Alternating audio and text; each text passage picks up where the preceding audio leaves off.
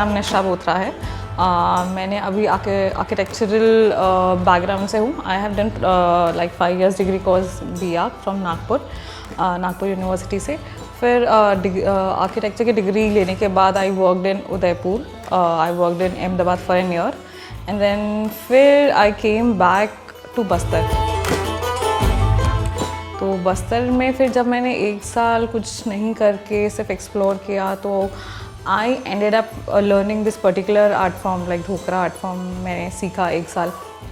तो मुझे ऐसा लगा कि पहले ऐसा कुछ बनाया जाए जो यूथ को कनेक्ट करे।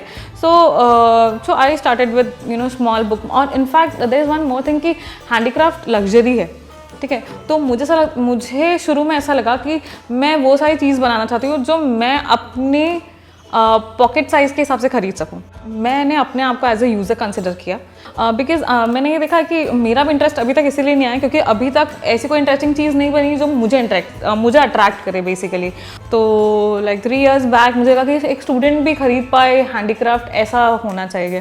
सो आई स्टार्टेड विद छोटे छोटे बुक मार्क्स जो कि इंटरेस्टिंग शेप्स में हो।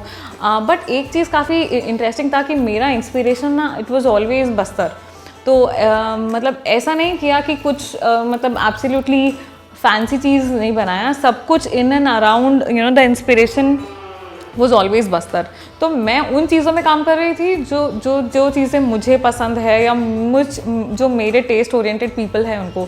सो इट्स मोर ऑफ कि जो ऑलरेडी चीज़ें चली आ रही है उसको थोड़ा सा मॉडर्न फॉर्मेट में कैसे बनाया जा सके। बस्तर में I have grown up in Bastar. तो वो कुछ था कि बस्तर में कुछ तो करना है, बट बाहर जाने के बाद व्हेन आई केम बैक तो मुझे ऐसा लगा कि अब मैं यहाँ पे क्या ही कर सकती हूँ। मतलब आई हैड नो क्लू कि मैं किस सेगमेंट में आगे बढ़ सकती हूँ बिकॉज आर्किटेक्चरली भी मुझे ऐसा लगा नहीं था कि मेरा कोई स्कोप ऑफ वर्क है इधर। But that was a very wrong perception.